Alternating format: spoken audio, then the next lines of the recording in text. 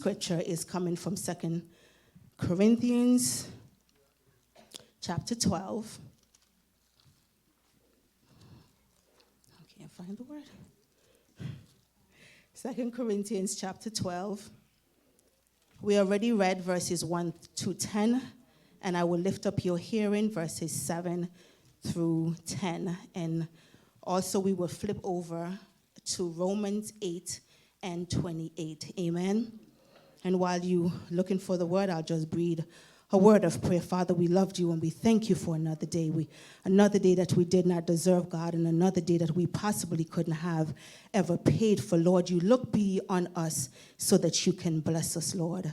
We thank you for the reminder and the convicting spirit, oh God, of the Holy Spirit that leads us, he guides us, and he directs us. He walks alongside us. He gives us the breath of life. And we thank you, Lord God, for your spirit tonight.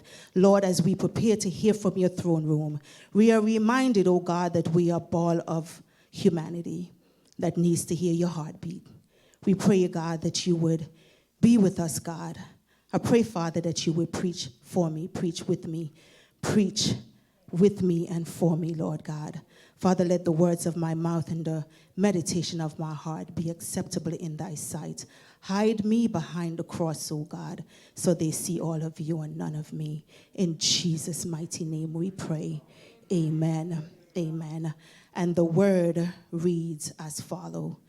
Unless I should be exalted above measures, though the abundance of revelation, there was given to me a thorn in the flesh, the messenger of Satan to buffet me, lest I should be exalted above measures. For this thing I sought the Lord thrice, that it might depart from me.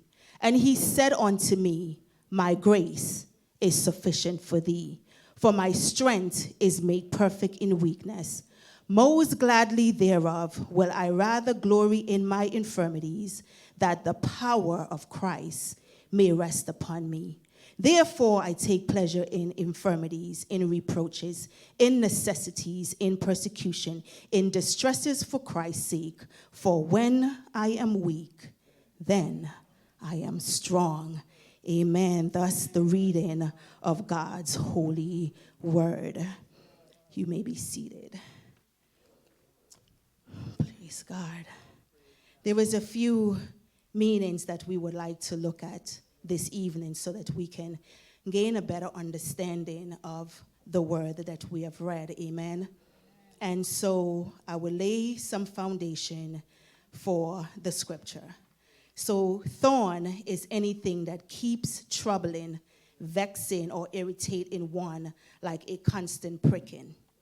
Buffet is to beat with the fist, refers to bodily maltreatment and violence. Grace, we all know, but there is a different meaning I found out today, or an extended meaning. It said, grace is the love of God shown to the unlovely, the peace of God given to the restless, and the unmerited favor of God. And then we look at the word infirmities. It means it's a weakness, whether it's physical, mental, or spiritual. Amen. And so in order to understand 2 Corinthians chapter 12, we need to go back to 10 and 11. And in that, we know that 2 Corinthians is the fourth letter that Paul wrote to the churches in Corinth. And some who call themselves false apostles, who had letters of recommendations from important people, was accusing Paul of not being an apostle. They declare that he suffers too much. Clearly that God is not protecting him, and furthermore, he doesn't keep his word. He's an unimpressive as a speaker, and he needs to go and study some rhetoric. He needs to know how to line up his words when he's saying that. He really knows this because he never asks for money when he speaks. Back in the days when the preachers speak, they had to give them money. And so because Paul didn't take any money, they look at him like he was beneath these other apostles. So at this point, Paul had no choice but to defend his apostolic credential against these false apostles, refuting and condemning the false teachers, while encouraging the faithful Corinthians to continue staying committed as the truth, as well as reaffirm his deep love for them. Paul was not trying to win a popularity contest when he confronted these false teachings. He just knew that the integrity of doctrines was vital to the church. So these false apostles was preaching a different doctrine, a different spirit, and a different Jesus. And so Paul warns the Corinthians church that it is dangerous to follow these apostles. And there was also boasting. So Paul went on to say, you know what? I am going to boast also, but he called his boasting foolish. So in chapter 11, verses 22 to 23, you could read that when you get home. Paul began to boast first in his ancestry. He said he's a Hebrew. He's an Israelite. He's a descendant of Abraham. In other words, what Paul was saying is that he is a Jew of Judean descent. He opposed to the Jews who were born from people coming from other areas of Judea. His second boasting is that he is a servant of Christ, which is much better than the servants that they are. While he continued writing, he no longer boasts foolishly, for the evidence he provided here does not concern his pedigree or his personal accomplishments, but concern his infirmities or his failures. He now boasts of the very suffering that his opponent has been used against him. He went on to say that he was almost killed. He was imprisoned. He was shipwrecked. He was always in danger. He was without substance. He was exposed to the element. He was anxious for the welfare of the church, and he is weak. And indeed, his weakness is the whole beginning of his Christian walk when he was blinded on the Damascus road. So he said, I will boast of the things that show my weakness. Amen. And now that brings us to chapter 12. And we see here that the Apostle Paul opens by recounting a spiritual experience of an encounter he had with God. It was a revelation and it was a vision. He goes on to say that he did not know for sure if it was in the body or out of the body. But whatever it was, he heard things that could not have been uttered by mortal lips. This experience was one that he knew he had encountered the heavenly, and what he heard and saw literally placed him above the others. He went on to share his struggles in ministry and how it kept him from mindful of who he was and who he is in God. He said, there is given to me a thorn in the flesh. And we know that the thorn is anything that's troubling, vexing, or irritating someone. And a few things to look at when we see the word, it was given to him. It was given is a permission by God. God gave it to him. It was done by a messenger of Satan to buffet him, to beat him repeatedly. It caused him to pray 3 times. Let us not get focused on the number 3. It was a continuous prayer that Paul was praying. And God's response was, I gave you grace. Not just any grace, but my grace, which will be sufficient for you. Amen. The thorn in Paul's flesh kept him aware of his limitations and his need for God. Sometimes we think that we are not useful if God do not remove our limitations. But how many of you know that God can use us even with our limitations? Amen, amen. Paul pleaded with the Lord. In fact, Paul repeatedly prayed about this thorn in the flesh. And we might imagine that when the thorn first showed up, Paul thought, this is a problem. I'll just give it to God.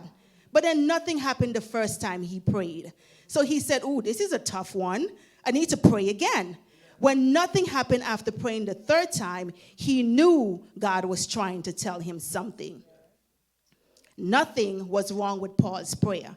See, God is not respected, not of the arithmetic of our prayer, how many they are. Not with the rhetoric of our prayers, how neat they are, nor the geometry of our prayers, how long they are, nor the music of our prayers, how melodious they are, nor the logic of our prayers, how methodical they are, but the divinity of our prayer, how heart-sprung they are. It is the gift that of grace that prevail us in prayer. Amen. Sometimes we think that all we need is physical deliverance when God is saying what you need is spiritual development. God is not concerned with the quantity of our labor as much as he's concerned with the quality that is produced in our lives. Amen. 3 times he prayed for this physical hindrance to be removed. We are no better than the Apostle Paul. Sometimes what we ask God to fix, stay broke, but because of his grace, we've learned to live with the brokenness. Sometimes the very thing that we are seeking God to remove kept getting worse, but through it all, God gave us his grace and we find peace in the midst of the storm. I stopped by for a little while to tell some, to remind others, and to make us all understand, amen, that regardless of what circumstances you find your lives in, God's grace is sufficient for you and for me. And my topic this evening is, don't let your issues hinder you. Don't let your issues hinder you. About every 4 years during the Olympics, people are glued to their television, watching to see how many medals or gold or their favorite country or athletes will win. I am not one to sit and watch the segments of the Olympic because I'm not interested with the winners per se, but I'm interested with the biographies of the athletes that is aired prior to the Olympics. If we know the athlete's story, we can become emotionally attached and would like to see them win. The principle behind this is very simple. If you know their story, you can celebrate them in their glory. Amen. A few years ago, during one of the Olympics, they began to do a historical flashback. And they talk about a segment about a young lady that was born in the 1940s in a place called St. Bethlehem, Tennessee. This young lady was one of several brothers and sisters. I believe when I did the research, she was 20 out of 22. She had an older sister who was a track star. She had another sister who was a basketball player. And so they believed by the time that she was born, that she too would be destined to be an athlete. But by an early age, she battled several illnesses such as scarlet fever, measles, mumps, and pneumonia. But the most devastating disease that took this young lady was polio, and this polio twisted her left leg. The disease caused people to be crippled and unable to walk, much less to run. This young lady who had dreams and aspiration of becoming a world-class athlete just like her sisters, now because of some issues she incurred that wasn't even her fault, now her dreams as best as being derailed and at worst being destroyed. What do you do when your dreams get shattered before you even get a chance to put one foot before the other? What do you do when suddenly your dreams become a nightmare? What do you do and how do you respond when everything you plan to make a detour and go another direction? Don't let your issues hinder you. All of us under the sound of my voice have experienced shattered dreams at one point or another. And if you have not experienced any, keep on living, and I promise you, you will get some. All of us have issues somehow and somewhere, but most of us don't like to talk about our issues, especially in the house of God.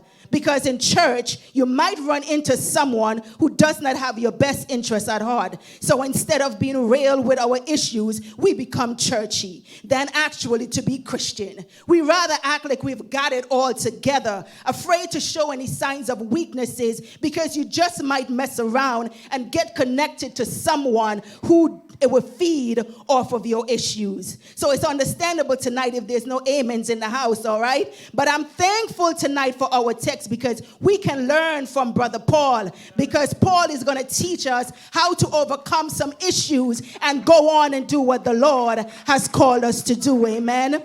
I have discovered that life is like a coin. It has two sides. One side is private, where we keep all our things together and reveal only some things to a selected few. Some things are so private we don't tell anyone, and it's between you and God. Then you have the other side of the coin, where it's the public side. On this side, some things you don't mind revealing and put it on public display.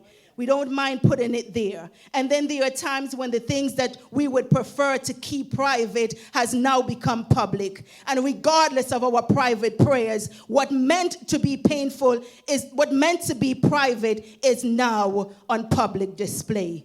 The Apostle Paul had the same similar experience, saints. His private pain is now on public display. And if we take a look at the text, we see here that Paul is describing his unique experience that he had in the Lord. He speak of himself in the third party, telling his braggadocious audience that he has been given great visions and revelation that is unspeakable. He went on to say that he would rather brag about their spiritual gifts. Although I have some reason to brag, he said, I don't want anyone to think more of me than I am or that. The Apostle Paul is essentially saying is that there are some private things. There is some private things in his life that has become public, and he cannot hide it because it's a constant source of ridicule. It's a source of shame, and it has the tendency of hindering him. Paul's vision was so impressive that it would have been easy for him to be puffed up and be full of pride. For the abundance of the revelation that he was given, he could have gloried in himself or caused others to glory in him because of his experience. Paul was not immune to the danger of pride, and neither you or I. You see, the best of God's people have in them a root of pride or disposition to be exalted pridefully, especially after receiving the favor of God. Amen. Paul revealed the reason of telling his heavenly vision is not to glory himself, but to explain his thorn. It seemed that everyone could see the thorn he suffered, but until that particular moment, no one knew of the vision that he had.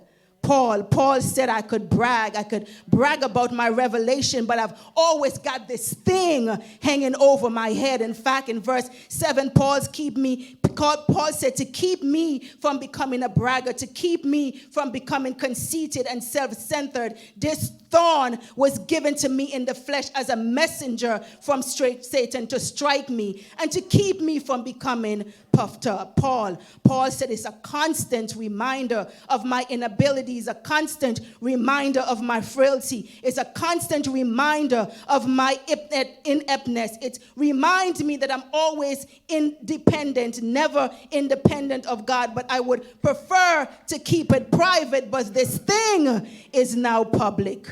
Paul said, I can't hide it. I prayed and I prayed and I prayed 3 times. I sought the Lord, asking the Lord to remove this thing. And when he finally answered me, his response was, my grace is sufficient. In other words, Paul, you have to live with this one. The answer was not what Paul initially hoped for or expected, but God still gave him a response. We too often close our ears if God responded in a way we did not hope for or expected.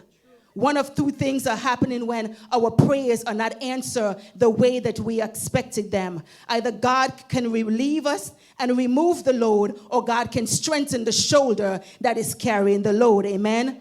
Unfortunate series of events can take place that can change and alter the course of our destiny and our future. Sometimes our issue becomes so bad that it can cripple us from achieving anything. Issues will put you in places that you never thought that you would be. Issues will make you do some things we told yourself that you will never do. Issues will put us in strange, difficult, tight places. Issues make us to consider some things we never thought that we would entertain. I know there's someone in the building tonight who can definitely say, what it feels like to ask questions as to why this thing happened the way that it did. But I'm here to remind you, don't let your issues stop you from being what God called you to be. But now, because of something that was inflicted upon him, I can't seem to grab what I thought was mine. But I come by to let us know tonight, I'm not here to be a Debbie Downer. Instead, I come to encourage us, because the good news is, just because you got some scars and some issues doesn't mean that you have to stop going after what God calls you to be. Whatever you do, don't die. Don't throw in your towel simply because you don't think you can overcome your issues. Amen? Is there anyone that can testify and said, I don't have what I have because of what I did? I am not who I am because of what I got. I am not where I am because of anyone, but it's only because of the grace of God. Just because you got some issues does not mean that you can't be what God calls you to be. Amen. There's some things in your background that have damaged you and messes with your psyche, but that doesn't mean that God is finished with you or me yet. Amen. Amen. There are some things that we can glean from Paul's experience that I believe mirror our own experiences. First, when the Lord said you have to live with it, it teaches us to trust God's grace.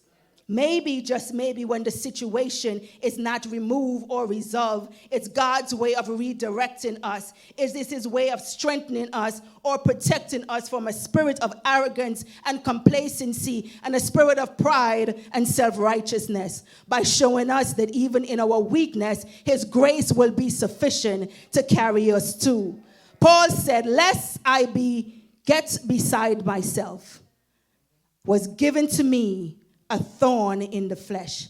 It was there to remind me lest I be exalted above measure. So in a sense, this thorn was put there for his own good. And my brothers and sisters, our issues are also put in our lives for our own good, because we can become puffed up and prideful. Amen.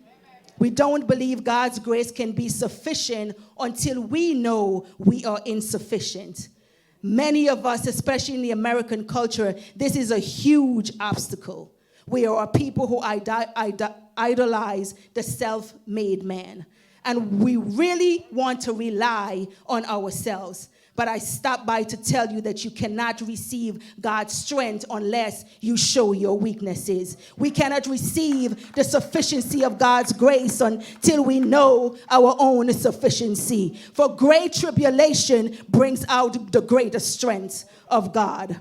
Many of us that think that real Christianity is when we come to a place where we are somewhat independent of God. But I'm here to tell you it is not real Christianity. Is not maturity at all. The idea is that we have our act together and we don't need to rely on God day to day or moment to moment. I'm sorry to say, but it is not Christian maturity. You see, many of us see God as the parents that we outgrew. Once we are mature and once we have outcome certain obstacles in life, we shake off God just the same way we shake off the authority of our parents. In this pattern, some of us treat God the same. We give him a measure of respect. We give him his due, but we no longer feel like we have to listen to him and to obey his rules. But as long as we come into the house on a weekday and we give him and have supper with him and give him a little recognition, we believe that we have arrived, and it is Christian maturity. My brothers and sisters, it is not Christian maturity. We are just going through the motions. Praise God. Many harbors are longing for the day when Christians' life will become easy. We hope for a time when the major struggles with sin are behind us, and we now go on to bigger and better things without a struggle. The day, my brothers and sisters, is not coming, and it is an illusion. If the Apostle Paul himself constantly experienced weakness, who are you and I that we are exempt from it? I know we may not want to admit it, but every now and then we come to the realization that we are not as strong in our faith as we pretend to be. When we don't have a scripture on our lips or a song necessarily in our hearts, when we cannot remember the promises of God to rehearse it, but he still got something moving for us, something that is set to our account that the enemy cannot mess with. The enemy may mess with our faith. He may try and steal our song. He may distract us and get us off course and bring us to a place where we stop giving God the glory that is due unto his name. But God got something that started early in the garden that he put in place that the enemy cannot steal. Ephesians 2:8-9 said, we are saved by grace through faith, and not of ourselves. It is the gift of God, not of works, lest any man should boast. The question tonight is, how do you get from your issues to where God wants you to be, especially when you're hurting?